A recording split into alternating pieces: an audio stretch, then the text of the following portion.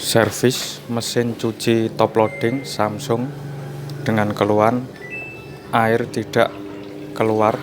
Ini sudah selesai servis. Kerusakan terjadi pada water inlet solenoid